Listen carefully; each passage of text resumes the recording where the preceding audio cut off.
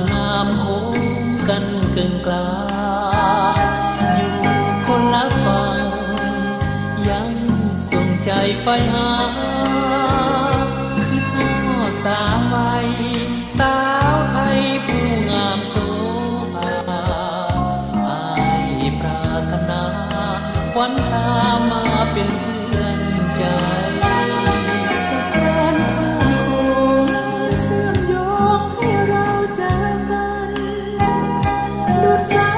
ยสัมพันธ์ไม่มีวันเสื่อมคลา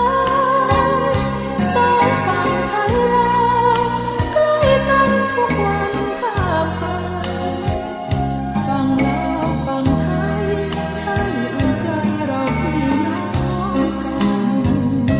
ตะวันสิ้นแสงยามแลงค่ำลงฝากฝั่งโขงงามเหลือเมื่อมีเงาจันทร์หวังกองเพียงเจ้าหวังจริงหรือนั้นผู้บ่าวเวียงจันทน์บอกเคยปากหวานเด้อน้องเด้อกี่เดือนกี่ปีความหักบ่มีจืดจางปากหวานไม่สาหักแม่นางเสมอเป็นวา